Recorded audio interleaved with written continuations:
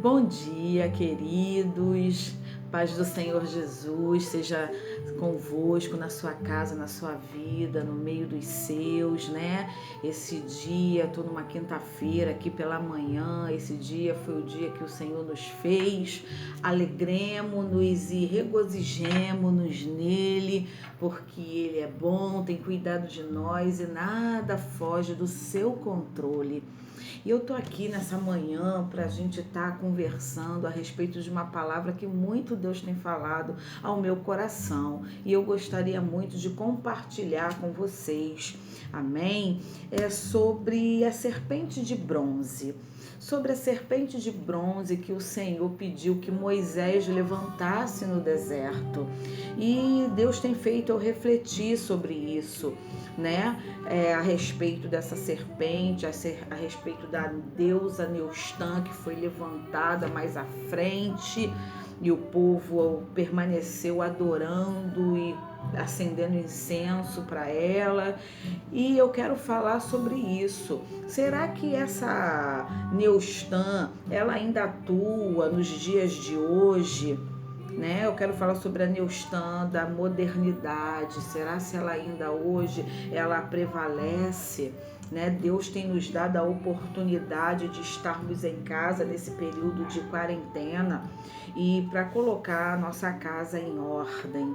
Né? A gente sabe que a gente não tem estado mais dentro do templo, né, como igreja, mas nós temos restaurado o templo, né, dentro da nossa casa. O templo de Deus tem sido erguido dentro da nossa casa, o altar tem sido restaurado dentro da casa de muitas famílias, né? E altares que não agradam o Senhor têm sido jogados por terra. Deus tem nos feito refletir esses altares que a gente, né, sustentava ao longo assim da nossa vida e que Deus tem pedido para que a gente deixe de lado, porque não agrada o coração dele. E eu tenho compartilhado com muita gente, né? Nesse período a gente não parou de conversar, não parou de compartilhar, não parou de fazer as nossas trocas, né, com os nossos irmãos afastados hoje pela internet. E o Senhor, ele tem quebrantado, sabe, o coração de muita gente. Então eu gostaria que a gente batesse um papo a respeito, né, dessa passagem que está lá em Números, no capítulo 21, a partir do versículo 4, que diz assim: partiram eles do Monte Or pelo caminho do Mar Vermelho, para contornarem a terra de Edom. Mas o povo ficou impaciente no caminho e falou contra Deus e contra Moisés, dizendo: por que vocês nos tiraram do Egito para morrermos no deserto? Não há pão, não há água, e nós detestamos essa comida miserável. A Bíblia vai dizer que eles tiveram que contornar, né, os caminhos ali das terras de Edom. Por quê? Moisés, quando conduzia o povo, Moisés falou assim: vamos pedir ao povo de Edom, né, nossos irmãos, para que deixe-nos, que a gente passe por entre as terras, né, dos montes de Seir, para encurtar o caminho. Só que o que acontece? Um capítulo antes, lá no capítulo 20, quando Moisés ele pede para Edom passagem, Edom se nega. Por que Edom se nega? Porque era um povo, eles tinham medo do povo de Israel. E aí eu perguntei, por que eles tinham, né, medo do povo de Israel? E a Bíblia vai dizer que quando Moisés ele levava o povo pelo deserto, conforme eles iam avançando, eles iam conquistando. Aquelas terras iam sendo dadas para o povo de Israel. Deus colocava nas suas mãos. Eles iam avançando e ia conquistando. Lembra lá de Balaque? quando vê o povo de Israel, né? Aí a Bíblia vai dizer que Moabe fica apavorado, porque olha, Deus tem dado as terras, por onde esse povo passa, Deus tem dado as terras. E aí Balaque fica apavorado com isso, né? E contrata Balaão. A gente já sabe dessa história, eu ministrei algumas mensagens passadas, alguns vídeos passados, e tem essa história. Então Edom, quando viu aquele povo, negou, né? E Deus havia falado já com o povo de Israel, e a gente vai ver isso lá em Deuteronômio, no capítulo 2, Deus fala assim, ó, pede passagem, mas não mexam com eles, porque eu os tenho colocado no Monte Seir, eu dei essas terras para Edom, então não mexam com eles, vocês passam, porque eles têm medo de vocês. Deus já havia falado, eles têm medo de vocês. Só que Edom se nega.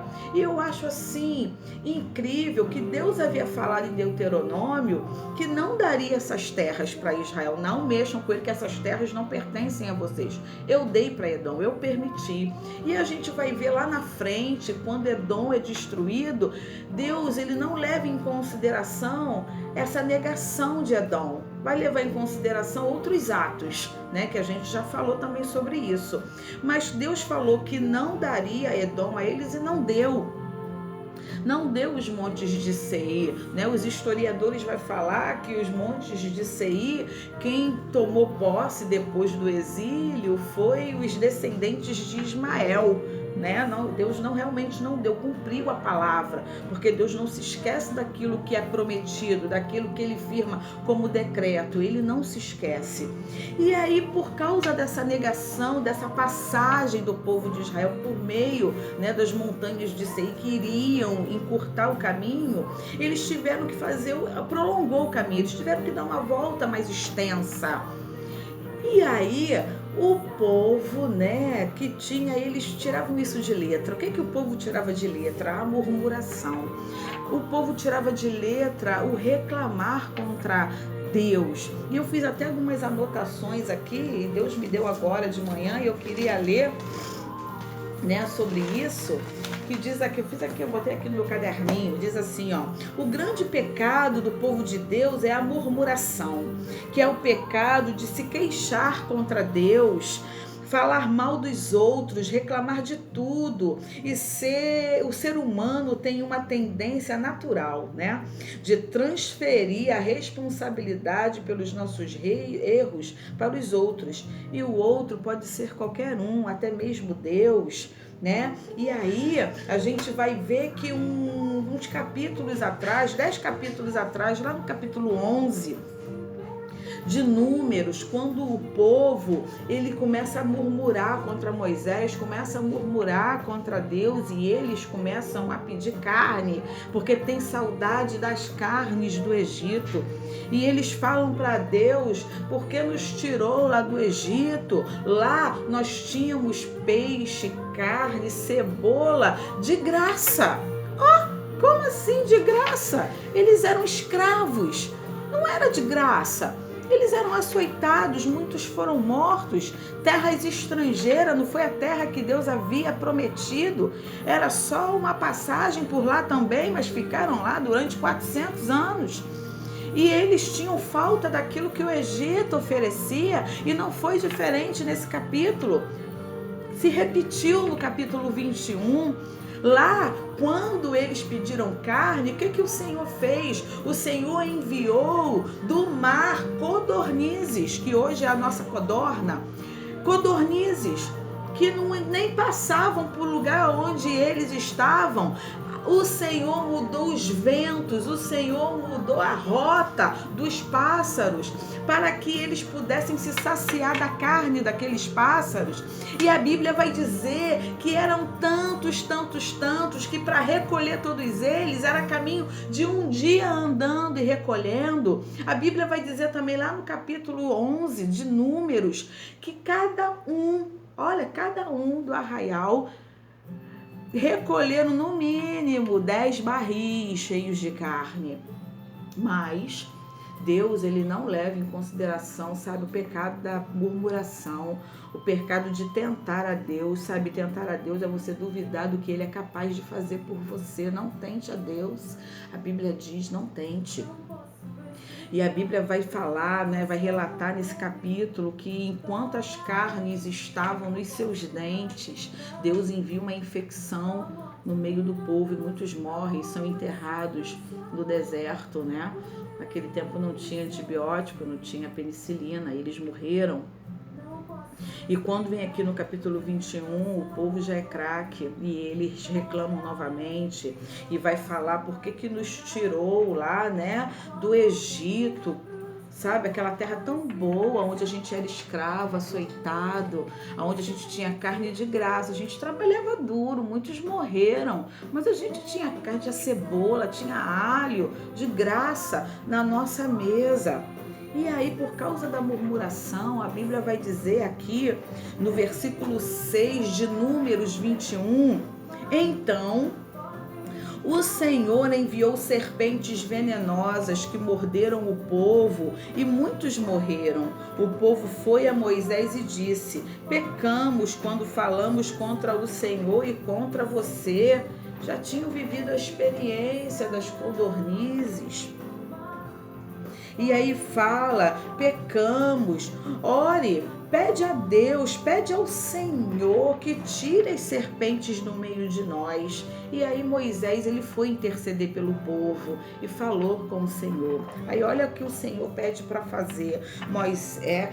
O Senhor disse a Moisés, faça uma serpente e coloque-a no alto de um poste. Quem for mordido e olhar para ela, viverá. Moisés fez então uma serpente de bronze e a colocou no poste. Quando alguém era mordido por uma serpente e olhava para a serpente de bronze, permanecia vivo.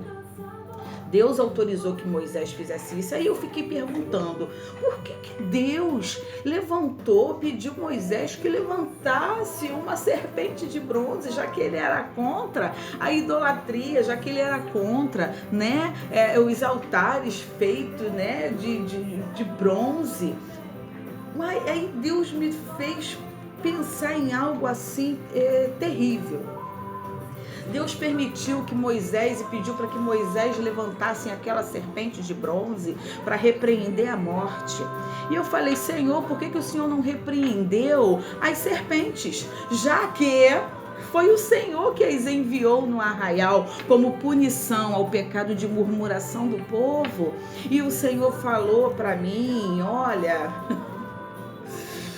eu pedi para que a serpente fosse levantada para que o povo não morresse, mas continuasse sendo mordidos, continuasse sentindo dores. O povo não morria mais, mas continuou sendo mordido, continuou sentindo as dores por um motivo só, porque Deus queria acabar com a obstinação do coração daquele povo.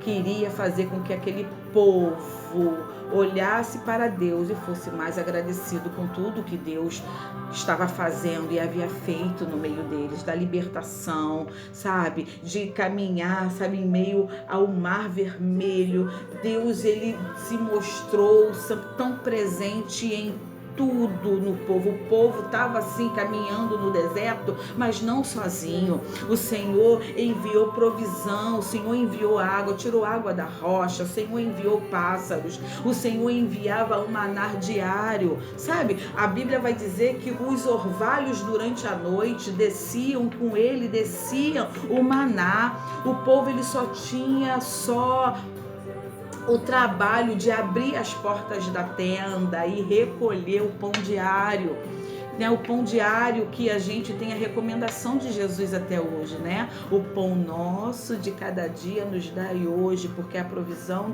do Pai é diariamente na nossa vida. Eles chamaram esse pão maravilhoso que eles não trabalhavam, que eles não precisavam comprar farinha, azeite para produzir, eles não precisavam sovar a massa, né? E aí eu tô trazendo para uma linguagem agora atual, eles não precisavam sovar a massa, querido, eles não precisavam ligar o forno, gastar o seu gás para produzir o pão diário. Era um pão que eles abriam as tendas e o pão já estava lá. Eles só tinham que recolher, alimentar ele e a sua família naquele dia e descansar, porque no dia seguinte Deus enviaria novamente esta provisão, o maná, o pão diário que o Senhor nos dá a cada dia.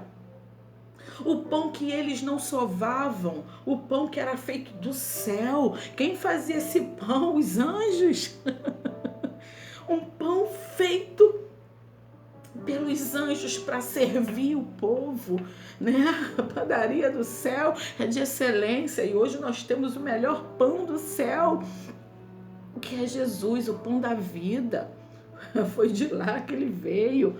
É desse pão que o povo chamou de miserável, chamou de vil, falou que estava com nojo do pão, da provisão do Pai, desse cuidado, porque Deus, quando provê na nossa vida, Ele muda a rota dos ventos, Ele traz os pássaros de longe para nos alimentar, Ele tira a água da rocha, se necessário for, para nos saciar, e hoje a gente tem a água que é Jesus. Quem bebe de Jesus não sente sede. Hoje a gente tem tudo providenciado, porque Ele já providenciou para nós, Ele já proveu todas as coisas. Esse pão vivo que desceu do céu, lá no deserto, estava presente através do maná, e o Senhor permitiu que uma serpente fosse levantada de bronze, para que eles não morressem, mas continuassem sendo mordidos e sentindo dores. Porque a obstinação nos causa dores. Essa inflexibilidade de aceitar as coisas do Pai na nossa vida nos causa dores. Não morremos, mas nos causa dores, ainda hoje. Então o Senhor tem nos dado a oportunidade de estarmos em casas e rever os nossos conceitos. Há uma colocação que eu gosto muito, uma frase que diz que quando a gente quer, a gente dá um jeito. Quando a gente não quer, a gente dá desculpa. Deus está cansado das nossas desculpas. Deus está cansado da nossa reclamação de dizer que não dá, né? Ontem o apóstolo, ele falou sobre o tempo, né? Que muitos falavam que não tinha tempo. Não tenho tempo, não faço porque não tenho tempo, não faço porque tenho filho pequeno, não faço porque o marido não deixa, não faço. É sempre desculpa. Não vou porque eu... É sempre tá dando uma desculpa. Mas por que dá uma desculpa? Porque não quer. A Bíblia vai falar que a gente faz aquilo que deseja o nosso coração, sabe? Que ele dê a concupiscência da nossa carne, aos nossos desejos aflorados. Sabe, queridos? Então, qual é a desculpa, né? Eu sou mãe, eu tô tendo aqui, minha rotina não mudou muito, porque eu tenho que me assentar, eu tenho que ensinar dever, eu tenho que fazer o dever da escola, né? Com a mais nova, a mais velha já faz sozinha, mas com a mais nova eu tenho um marido, eu tenho que fazer minhas coisas. E aqui não mudou muito para mim, mas eu dou um jeito, eu acordo cedo se necessário for, para me alimentar, para estudar. Sou normal como qualquer um, queridos. Vejo série na Netflix, eu vejo filme, entende? Eu sento com a família para assistir filme, para comer pipoca. Sou normal, tenho minha rotina. Mas quando o Senhor, Ele nos olha, Ele quer ver que a gente, sabe, a gente quer nos alimentar dessa água, a gente quer se alimentar desse pão vivo que desceu do céu, sabe? Entristece o coração do Pai quando a gente sente falta do Egito, da época da nossa escravidão. E em Colossenses, Deus falou comigo esse ano, no início do ano: eu te libertei do império das trevas e te trouxe para o reino do Filho do meu amor. Colossenses 1,13. E eu não me esqueço esse ano. Esse versículo grita dentro de mim, da onde Ele me tirou, e para lá eu não volto. Sou grata, seja grato a Deus por tudo que Ele tem providenciado. sabe? Ele tem feito ainda hoje chover codornizes na tua casa, ainda hoje. Ele provê o pão nosso de cada dia. Jesus nos ensinou, nos dá hoje. Já era um princípio, já lá do povo, lá que Deus já dava diariamente. E hoje continua nos dando o pão diário. Deus ainda sacia o teu povo, Deus ainda muda a rota dos ventos para te abençoar. Deus ainda é Deus, não perdeu o controle de nada, nada, nada, nada, nada, nada, nada. Isso tudo vai passar. Esse tempo de angústia vai passar, como o salmista diz, né? Que no tempo da nossa angústia, quando a gente clama a Ele nos livra e nos livra de toda a nossa angústia. Já diz o salmista lá no Salmo 34, de todas as nossas angústias.